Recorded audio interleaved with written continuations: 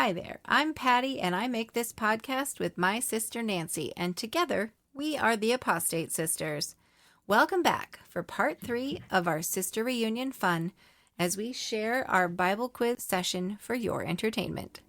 If you're arriving at our podcast for the first time right now, feel free to stay here and get to know us if you like, but I'll mention that this Bible quiz extravaganza between Nancy and I actually begins with episode 5. So that said, we're continuing to go through the questions found on Freedom from Religion Foundation's website at ffrf.org/Bible quiz if you'd like to check your knowledge or follow along with us.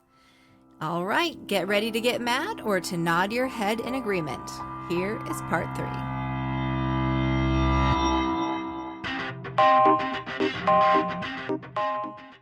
La la la la la la la la. Genesis, Exodus, Leviticus, Numbers, Deuteronomy, Joshua, Judges, Ruth, 1st and 2nd Samuel, First and Second Kings. Oh, 1st and 2nd Kings, 1st and 2nd Chronicles, Ezra, Nehemiah, and Esther too, Job and Psalms and Proverbs, and Ecclesiastes, Song of Solomon, Isaiah, Jeremiah, Lamentations, Ezekiel and Daniel, Hosea, Jeremiah, Lamentations. We already did Lamentations. Joel and Amos is in there somewhere. Obadiah, Joel and Amos, Obadiah, Jacob, Nahum, Habakkuk, Zephaniah, and Haggai, not to mention Zechariah and Malachi.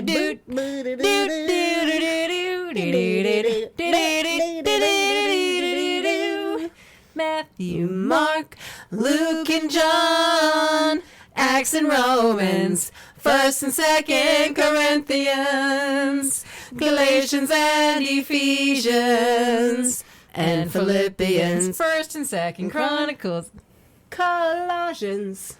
So what the fuck? Oh, man. Once you lose your place, and I just lost my place. Okay, that was amazing. Fuck anyway. that, though. Hey, we're warmed up now. The fact that we still remember that stupid song. Oh my God, so fuck funny. Whoever made that.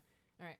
I remember doing this a while ago, and it's a super fun quiz. It's kind of long, but it just makes you think a little bit about what's actually in the Bible, seemingly from kind of a more humorous perspective, but it is rather horrific too. So that's something that we will pick apart today. And like I said, there are 50 questions in the longer version, so if you want to follow along.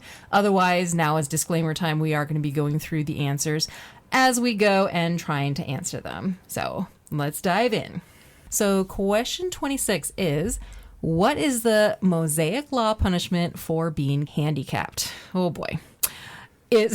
Here we go again, Pat. So will you be stoned to death, or you must sacrifice 2 additional doves on the altar? Apparently people sacrifice doves on the altar on a regular basis.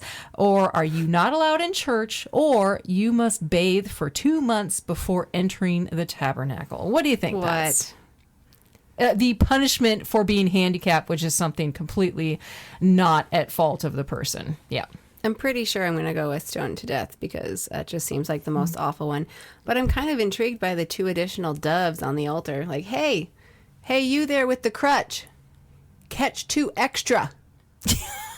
Somebody with no legs is expected to go get 2 fucking doves or something. Fuck God. you all the way off. Let's see. I'm actually not sure about this. It may be stoned to death just because that has been the trend so far. I mean, God loves stoning people to death for certain rules, breaking certain rules. But it might be that you are not allowed in church. I feel like it might also be that one. Okay. Well, I'm putting in you will be stoned to death. Let's see. Let's try. Just because there's so many other ways you can be stoned to death. So many. We should keep track. Oh, you were so right, Nancy. I was right. You are not allowed in church. Holy fuck. Handicapped people are not allowed in church? Okay, this I have to hear.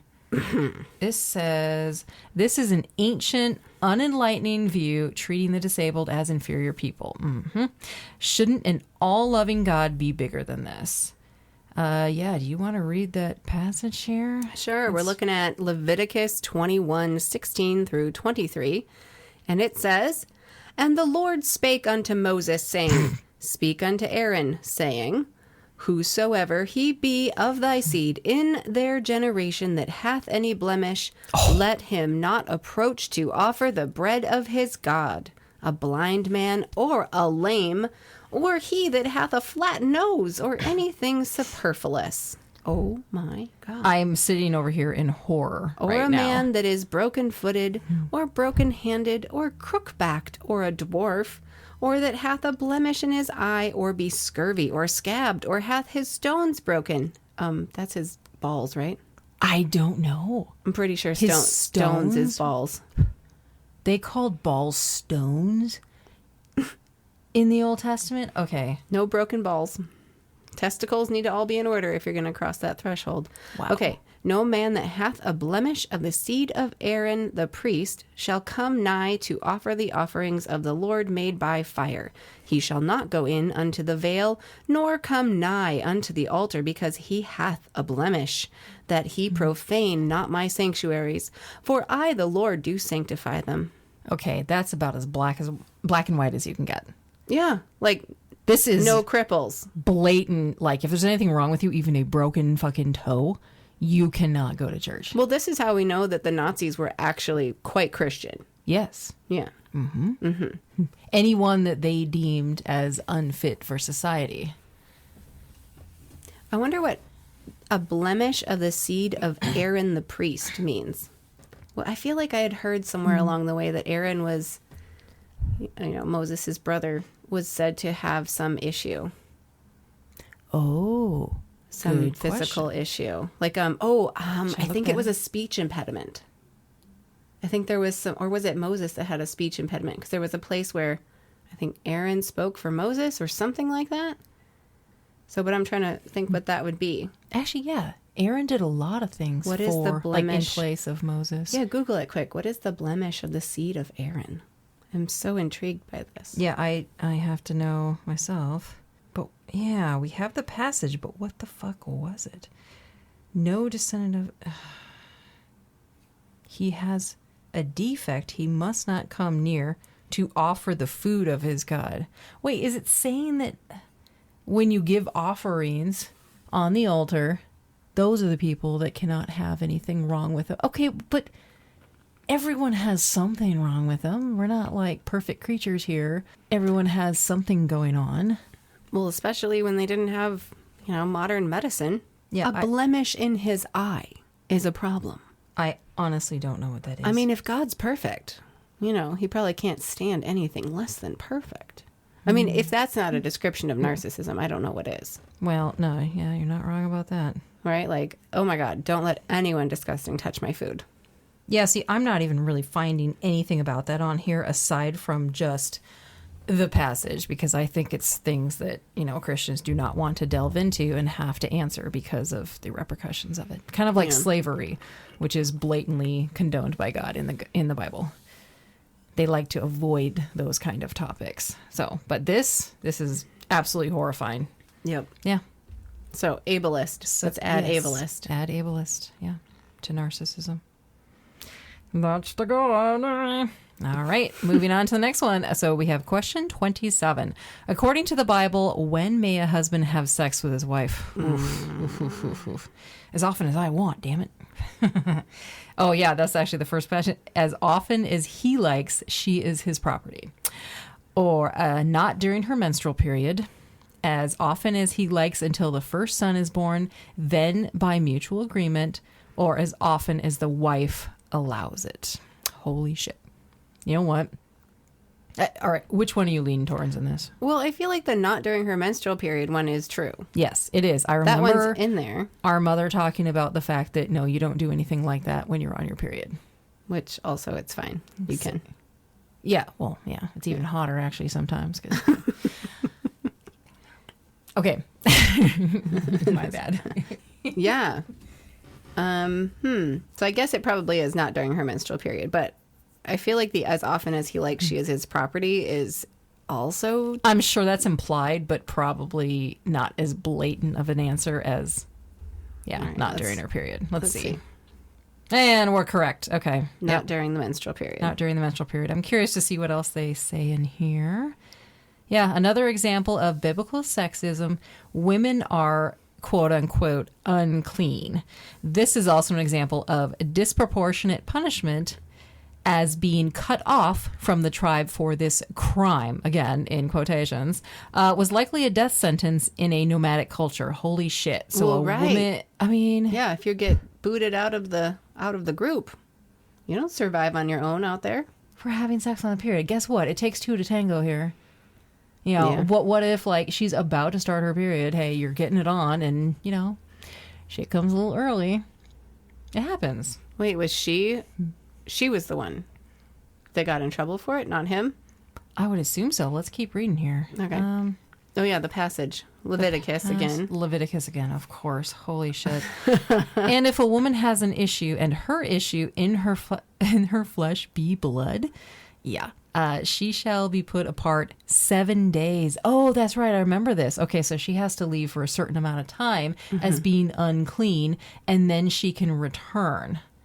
So she is considered unclean for 7 days, and she can't come back. Oh, and I think this is in a general sense. If a woman's on her period, she just has to leave. Actually, talking to my husband, being from South India, they have some, I don't know if it's a Hindu thing or like Hindu temples, you cannot go in to a Hindu temple if a woman is on her period. Oh, yeah, I remember that. It's a weird line, isn't it, of like respecting a culture, like respecting a culture's traditions, but also recognizing things that are sexist. Well, right. Yeah, that's weird. It is weird. And I mean, people that are traveling, like Westerners traveling to India, are not going to even know this rule. I only know all this shit about... Oh, that's a good point. They didn't have like signs out in front or anything. It was just, we were told by your husband. And it might be that I think they're a lot more lenient when it comes to tourists. Well, they want that sweet, sweet money that's coming in, the, visiting. And I only know this kind of crap because my husband would tell me about it. And there was actually one Hindu temple that I was not allowed to go into. At all? They said, because I'm Christian. I said, I'm not Christian. Right. I'm just a tourist here. I'm with my Hindu-raised husband here. I want to go see this temple. It was like really, really ancient temple. It was the only one that I was not allowed to go into. But even when you told them you were not a Christian, they still wouldn't let you because you were from a Christian nation? They said I had to be Hindu and I had to give them some certificate. I was like, okay, well, where do I go get the certificate? And they didn't tell me. I'm like, okay, so you just don't want me in here because I don't look like you. I don't know. I think that's when you grease palms. I think that's how that works there. Yeah, I didn't know what to make of that. That's how policing works there, according to your husband. That's how policing works there, according to your husband. It's a lot of greased palm situation. Yeah. So you probably could have got in, but, I probably could have got in, but, I'm stubborn as fuck. And it's fine. That one might be pushing too far if they were that serious about it. I guess. Me. But I just found that interesting. Yeah, across cultures here, when it comes to a woman on her period, she's just seen as this unclean being and has to be away and can't come back until it's done. Like, okay. Well, we have ways to be sanitary today, so anyway. Yep. Yeah, that's a gross one. All right. Wonderful. Well, here's the rest of that passage. Go for it. Continuing on. And if any man lie with her at all, and her flowers, aka impurity, be upon him, her flowers be upon him? What, like blooming blood? Like if she gets her period blood on his dick? I have no idea, but that's a really gross description. I'm assuming her flowers be upon him. The lily. He shall be unclean 7 days, and all the bed whereon he lieth shall be unclean. I mean, if you lay in a bed for 7 days, it's unclean anyway, but let's, moving on. And if a man shall lie with a woman having her sickness, and shall uncover her nakedness, he hath discovered her fountain, and she hath uncovered the fountain of her blood, and both of them shall be cut off from among the people. Don't even look. Don't even look. You don't want to see that. Like, how would anyone else know, by the way, what people do in the privacy of their homes? Well, I mean, maybe these laws, hopefully, were a little more like, going 25 and a 25. Like, 30, 35. Okay, probably won't get caught. Pushing the limits a little bit. Yes. Interesting. Wow. That was a gross one. Okay, question 28. How should you feel when you dash babies against the rocks? I remember this one. Okay. Should you feel happy, ashamed? It depends if the babies were guilty or innocent. Wow. Or nothing. It is all in God's hands. Oh, God could save this baby that I'm smashing against the rock? Is that what that is? Well, it's happy. It's obviously happy. It is happy. Yes. I forget the passage, but here we go. Well, it's about to tell us here. Here we go. And yep. It's correct. You're supposed to feel happy when you dash babies against rocks. So pro-life. So, yeah. And then they go on to do the commentary. Is this actually pro-life? This is one of the numerous examples of God-ordained genocide. Even if you coldly feel there is justice in killing the innocent infants of people deemed evil by your religion, would you be happy to do it as the Bible declares? If this is not evil, then what the fuck is it? Seriously. Yeah. Yeah. Go ahead and read that passage there, Pets. Okay. All right. So this is from Psalms, which is usually like beautiful. Mm-hmm. So here we go. Yeah, it's like poetic. Right. O daughter of Babylon, who art to be destroyed, happy shall he be that rewardeth thee as thou hast served us. Happy shall he be that taketh and dasheth thy little ones against the stones. Wow. Thy little ones. But don't get an abortion. So what do you think this is actually pertaining to? Again, Psalms is a very, very much like Greek poetry type of book from the Bible, isn't it? Psalms? I think so. Well, Greek? No. Hebrew. No? Hebrew. Psalms? Psalms. Yeah. Okay. Yeah, New Testament is primarily Greek and Aramaic. Old Testament's primarily yes, Hebrew. You're right. You're right. Okay. I think there's another. I think there probably is some Greek in the Old Testament too. You know what? I don't actually know. You might be totally right, and Psalms might be Greek, and I just don't know. I think we don't know shit, but hey, this is why we're here. We're trying not to figure scholars. This out. Yes, we're not. We're just traumatized. Yeah, and very curious to know how this can have such an impact on so much of the world and people's lives.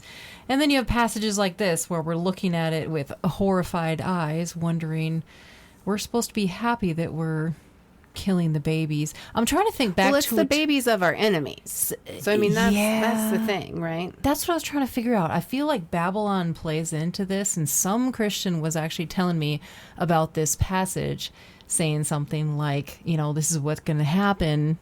Like a fucking apologetic for smashing babies on rocks? Yeah. Cool. Yeah. Wow. Yeah.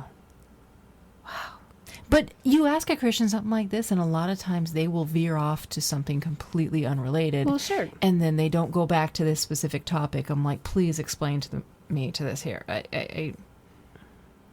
It's pure black and white. God has his reasons, Nancy. Yeah. Well, I mean, how do you deem a baby evil? Please fucking explain that to me. Exactly. Okay. I don't think we can deem any person evil, just right. levels of trauma. The whole heaven and hell. How in the fuck would you decide something like that? That's horrible. But that's another topic. Okay. All right. So we're on question 29. How many human generations were there before Jesus? Interesting. You know what? I feel like there is an actual number. Is it more numerous than the stars? 144,000. Is it 412 or 62? What do you think? It can't be 144,000, but I know 144,000 is like a special number. I think 144,000 is how many chosen ones would be in God's church at the time of Jesus' returning. And I remember when the Worldwide Church of God had like somewhere close to that number. It was like over 100,000 for sure. And they were really feeling like, check it out, y'all. Like, we must be correct.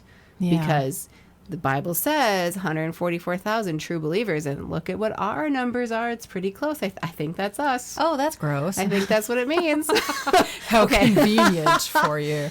But for this one, I'm going to say human generations before Jesus. I feel like 62. Okay. I was thinking of the baguettes, and 412 seems like too many.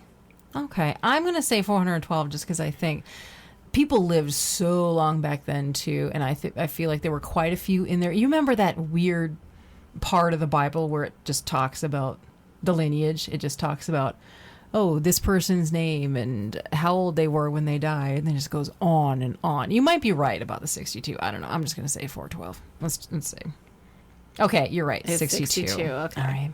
62 generations. Yeah, so here we go. It says, the Bible got it wrong by 2 orders of magnitude. History and archaeology prove that there were more than a mere 62 generations before Christianity popped up on the scene. All right, so the species Homo sapiens, of course, what we are, it has existed for 100 to 200,000 years, which would be at least 5,000 generations. Yeah, so that doesn't line up with our history by any means, so...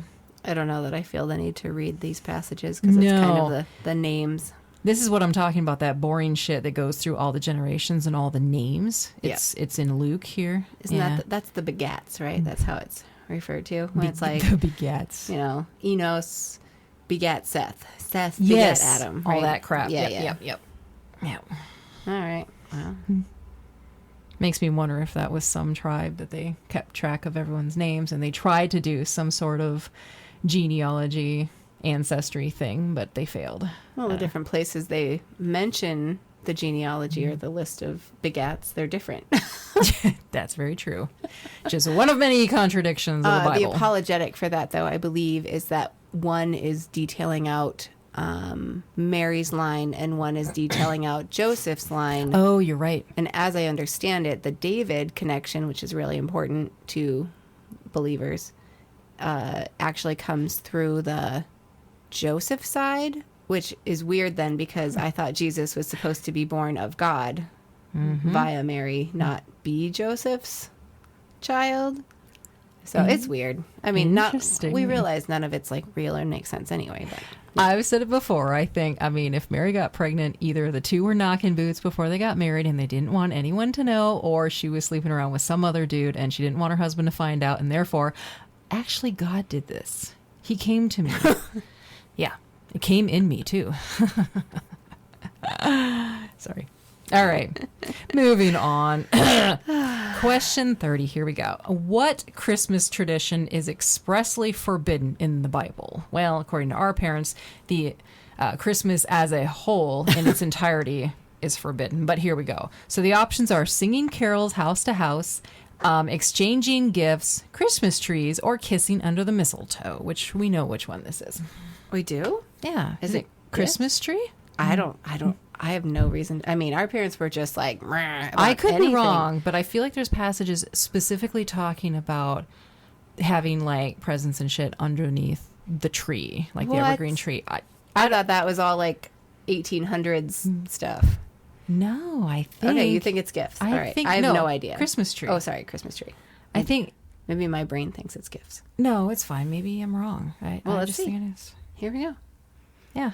It's Christmas trees. It's Christmas trees. Well, I guess that makes sense because if pagan things were in existence at all, my experience in pagan things has always been, very nature centered, and trees are kind of like the biggest and most powerful and most lasting. So they figure heavily into pagan symbologies. They didn't want that connection. They didn't want the parallel to paganism. Oh my God. But I feel like this passage is actually very vague. Let's see what they have here. So it says, many other Christmas traditions have their roots in pagan practices, which we know, such as the holly wreath, a fertility symbol, even the date of Christmas. Near the winter solstice, it's actually linked to sun worship. modern Christians have, quote unquote, like stolen, appropriated Christmas from the pagans. Yeah, and you can go ahead and read the passage. Sure. All right, this is out of Jeremiah 10. Thus saith the Lord, learn not the way of the heathen. Yeah, there you go. There's the tree worship. Yes. And be not dismayed at the signs of heaven, for the heathen are dismayed at them. For the customs of the people are vain. For one cutteth a tree out of the forest, the work of the hands of the workmen with the axe. They deck it with silver and with gold. They fasten it with nails and with hammers, that it move not. They are altogether brutish and foolish. Pretty much sounds like a Christmas tree to me. It does. Holy moly. Yeah, I had remember no reading that idea. passage, but I mean, it's... Isn't that funny? The Bible literally says not to do this. Yeah. And so in the 1800s, when apparently they seemed to care a lot about doing what the Bible said, is when they started really doing it in modern times. Yeah, that is interesting. Like modern Christians today, they all celebrate Christmas. So funny. And this, like, well, your Bible is actually forbidden it. So this was Jeremiah. Is that Old or New Testament? Old Testament. That's Old Testament. Okay, think so that's why Jeremiah's- they write it off. Yeah. Yeah, that makes sense. I think Right. Jeremiah is one of the prophets. There's a lot to unravel with Christmas. Okay. All right, question 31. According to Jesus, what must you do to have eternal life? Obey the law and keep all the sacraments. Sell everything you have and give all the money to the poor. Attend church regularly and tithe 10% of your income to God. Confess your sins and ask Jesus to come into your heart, or suck my dick on a regular basis. Oh! That last one wasn't in there, Nancy. Okay, I added that because that's kind of how it feels.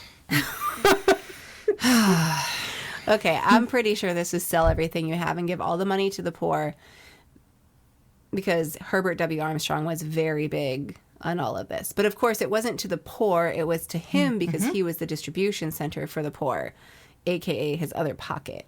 So was Brother Stair out of Walterboro, South Carolina. You remember yeah. him? Yeah. I mean, this is Our the Father game. went to him. Yeah. It was get rid of all your shit. But you know what?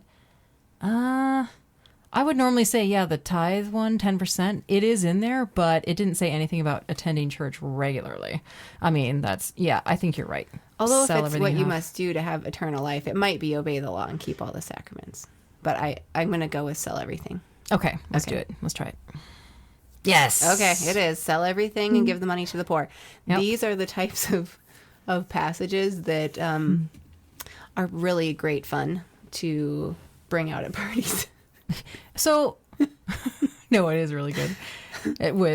People who understand. So think about like the culture at suburban mega churches and this passage. I mean, it's amazing. This is things like Joel Osteen's church, wherever oh my God, that he is. grosses me out so much. Oh, he's disgusting. No, when there was flooding. Yeah. Where is he, in New Orleans? I I forget don't know. wherever he was. There was flooding, and he refused to open his church to house people, saying that there was flooding in the church.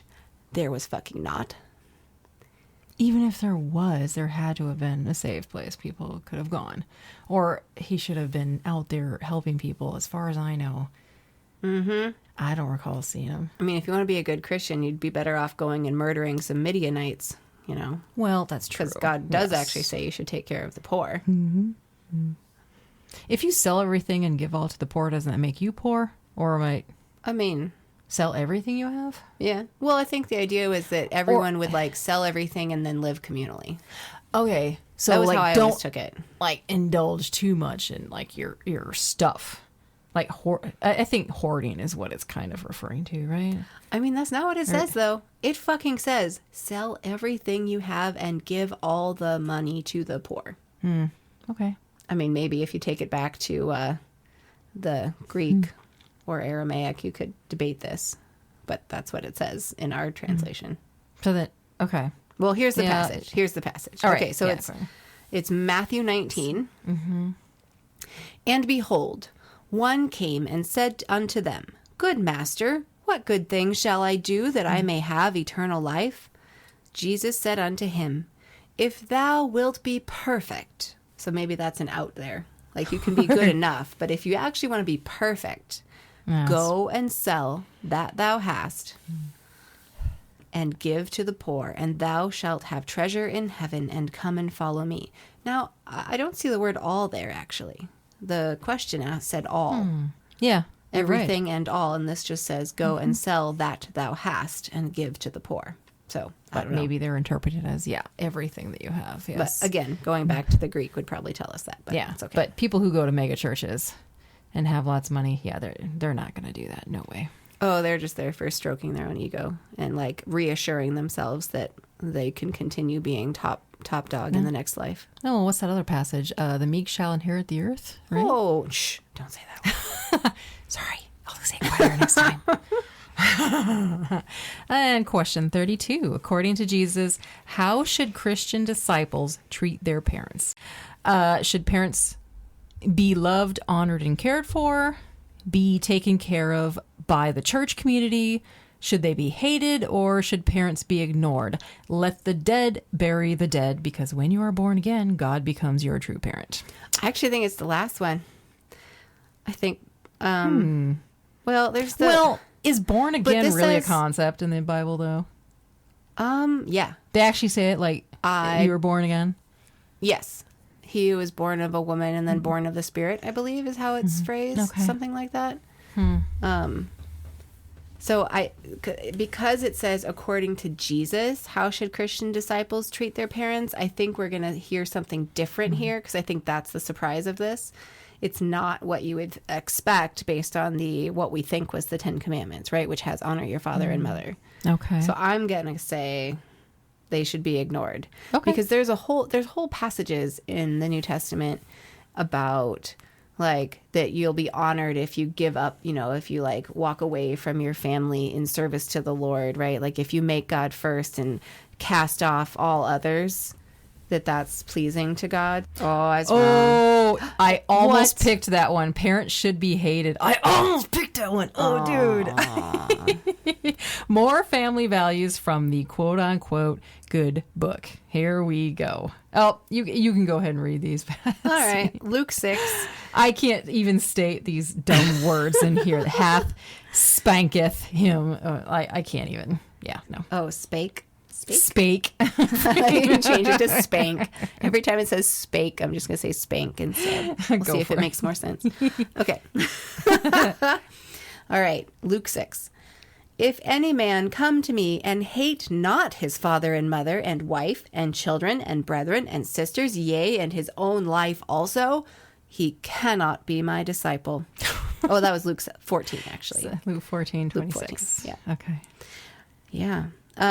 Oh, this is good. They're getting into the words here. They said the word hate here is miseo, the Greek word for hate, from which we get the prefix in misanthropy and misogyny. Ooh. Yeah. Look at that. Uh-huh. Good times. And then Blessed are ye when men shall hate you. Luke 6:22. Well, Trump is doing a great job then. But this is why evangelicals today, and our parents too, carry this huge, like, persecution chip on their shoulder. Mm-hmm. Like, if you say anything against it, they'll be like, oh, we're doing the right thing then, because God said when we're doing the right thing, people You're will right. persecute us. Yes. So, yeah, it's exactly the same thing that I remember with knowing someone who was in Amway at one time. There Oh, was God. Don't even. That's a trigger word. No. I'm sorry. I'm It just was kidding. you. It was you. I know. I was in fucking Amway and the mega church. It was disgusting. But it's the same technique, because I remember you had bought these CDs that were like meant to encourage you and help you on your Amway business building. Ugh. And they were literally saying in there, hey, make sure you pay attention, because you're going to have all these people coming at you saying, this is bad. You're wasting your time. You're wasting your money. What are you doing? But you should know that you got to stick with it, because that's just proof that you're on the right track. Wow. That is some hardcore, I think cognitive dissonance is the right word for that. It exactly is. Yeah. And wow, it actually correlates to passages in the Bible. That is something. It's all manipulation. Yeah, it is manipulation. This is where we've learned it. Like, the more you're The good hated, book. like, it's one thing. I've heard quotes to people saying, like, if you don't have people that are against you or hate you, then you're not being bold enough. But I think there has to be some sort of a limit. Like, if everyone fucking hates you, then that's kind of saying something different. It's just like, people are going to hate us too because we're speaking our voice out about this. But again, this is like healing a lot of just the suppressed trauma we have from the back. And sorry, I'm going off on a tangent again. That's okay. Yeah. But I understand that sentiment because I think that sentiment does carry through even to secular things, right? In the terms of like, what is it? Well-behaved women rarely make history. Yeah, I mean, that's the same energy. It's an energy I agree with, but like it's, to me, it's the flip side of it. But because it's used to inspire instead of to constrain, and that's the difference I see between a phrase like that compared to what the Bible is saying and creating this persecution narrative. Yeah, that like drives the cognitive dissonance wild, you know. But what if like the majority of us women were all kind of like Rosa Parks walking around instead of Rosa Parks being like a one or a small percentage, you know, what a difference we could make in the world, you know, if we had little like more balance, but yeah, it's coming. I know it's coming. I know it's a slow process and I'm getting like impatient here, but like the thing is there are a lot of industries that were male dominated, even 20 years ago, that now it's almost flipped. That it is becoming a lot more female dominated. Yeah. So, I mean, I think we're somehow, I like cosmic stuff. I think we're somehow cosmically moving toward a more matriarchal situation again. You know, something like is coming into retrograde or I don't know what the fuck. Thank you. Sorry. It's okay. I love you and accept your burps. Okay. I am nothing but myself, even when there's a microphone shoved in my face. I'm sorry. I'm sorry. No, don't be sorry. I'm gross. Don't apologize. Okay. Oh, I mean... I'm used to apologizing, Patty. That's our life. Our very existence we have to apologize for. Right? Damn it. We are heathens. We are unclean. That's another one that I hear in both religious and secular side of things. The idea that women should be apologizing all the time, or that women are kind of trained to apologize all the time. I've gotten a lot better about that. Yeah, I have to. It takes time. All right, moving on. Okay. All right, now we're on question 33. According to Jesus, how should slaves be treated? They should be beaten daily to keep them in line. They should be beaten for disobedience, but not more severely beaten than they deserve. The word deserve in there is throwing me off. That's not going to be the one. They should be treated humanely as members of the family. Or they should be set free because slavery is wrong. Oh, I definitely think they should be beaten for disobedience, but not more severely than they deserve. Then I feel like that's worded a little differently. I know there's specific instructions on beating your slaves. Like you're supposed to be able to beat them when they misbehave, but not so that it kills them. Right. Well, right. Even if it says, and this is really what it says, if they get beaten and they die right away, the slave master's in trouble. If they get beaten and they like take 2 days to die, not really your fault. It must not have been the beating 2 days ago. Disgusting. Okay. You know what? Maybe it is that one then. Okay. All right. You're willing to go with that? Yeah. Let's do it. It's not beating daily, I don't think. No, I don't think so. Well, I guess we'll see. It's definitely not the other two because that would be too humane. Okay, it is. Okay, it is. All right. So they should be beaten for disobedience, but not more severely than they deserve, which is completely a subjective measure. It is, yeah. But yeah, they say here, Jesus never denounced slavery, which as far as I know, he didn't. I've actually looked for that one before. Oh, it definitely didn't. But he endorsed it. He incorporated it into his teachings as if it were the most natural order, which it was for biblical writers, of course, who didn't know any better. Or something, whatever was going on in their heads. Why get rid of a good thing, right? Yeah. Why doesn't the Bible, supposedly inspired by an all-loving deity, ever hint that there is something wrong with such a brutal social institution? If it were not for the influence of the Bible, the appalling American slave trade might have been curtailed along with the bloody Civil War. Yep. Seriously. That was a good description from the writers over at Freedom from Religion Foundation. Yeah, you want to read the passage here? I guess. Makes me sad. I know. It's awful. Okay. It's awful. All right, this is Luke 12. So this is not even Old Testament. Yeah. All right. And that servant which knew his Lord's will, which that's actually little l, not capital L. Yeah, we all know it's a little L, Patty. I'm sorry, but if you have to beat slaves to get work done around your place, like, yeah. Yes, you deserve a little L. Yeah. Okay.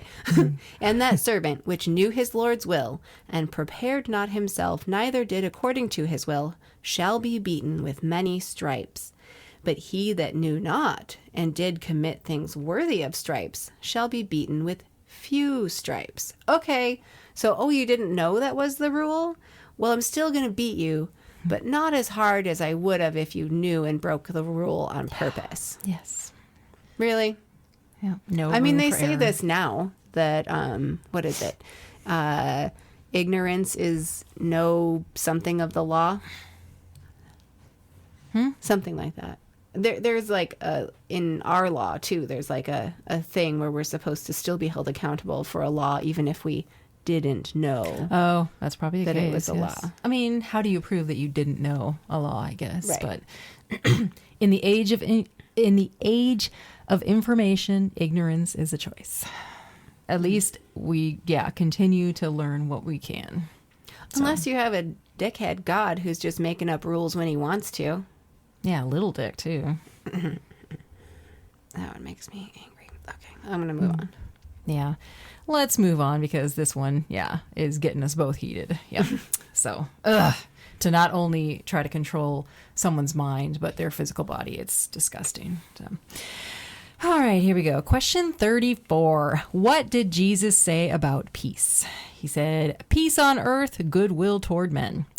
Don't think that I came for peace on earth. I came to start wars. Each person makes their own peace according to their faith and how they treat others. There is no peace apart from God." It's definitely don't think that I came for peace on earth. I came to start wars.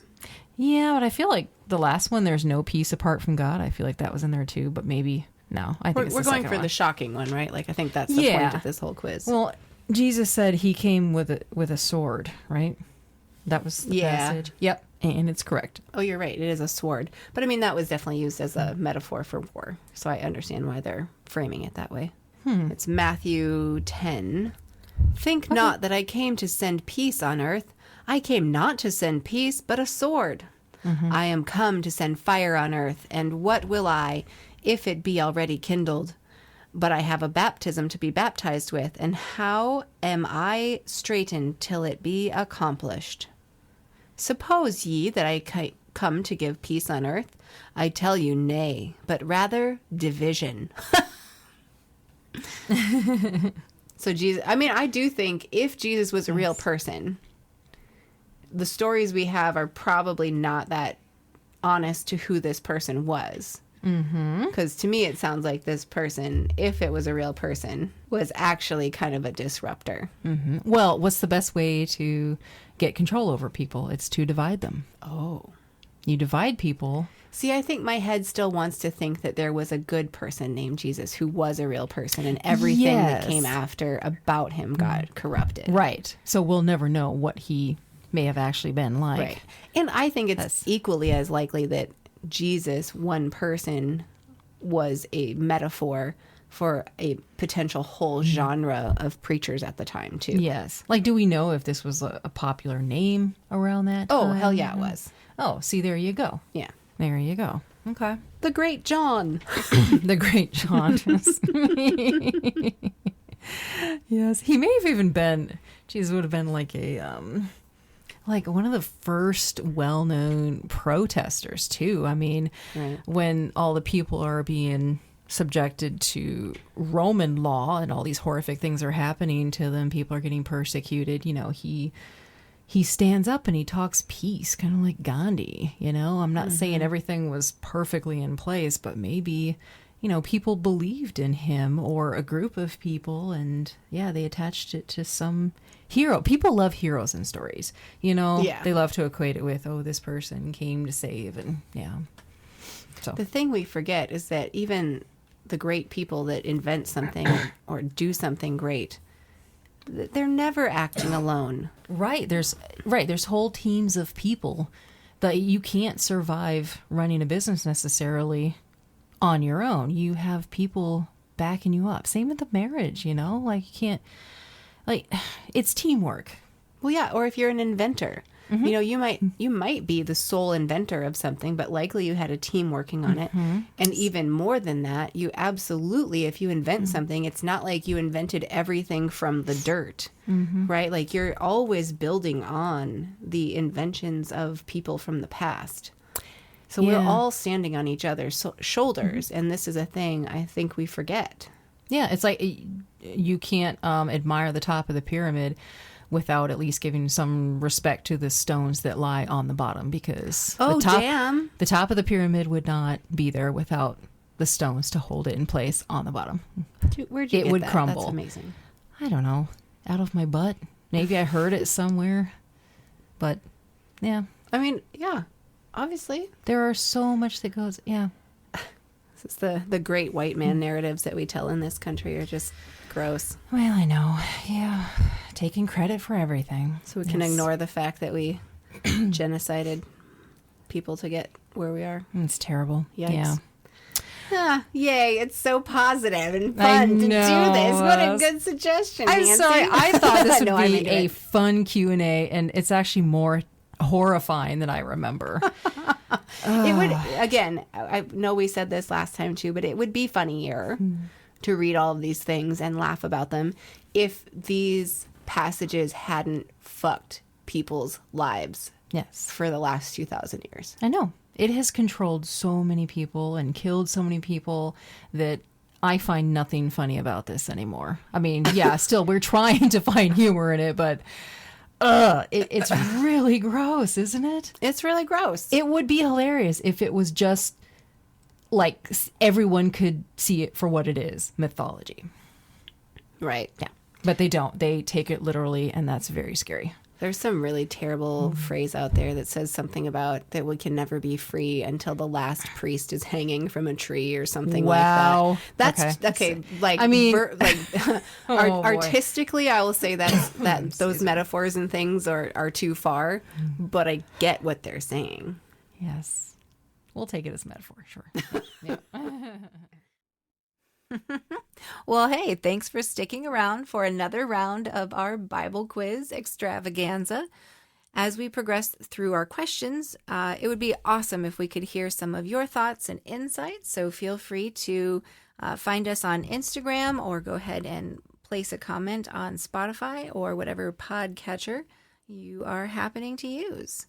So stay engaged, stay curious, and join us again next time for more Apostate Sisters shenanigans. Until then, this is Patty and Nancy signing off. Good night.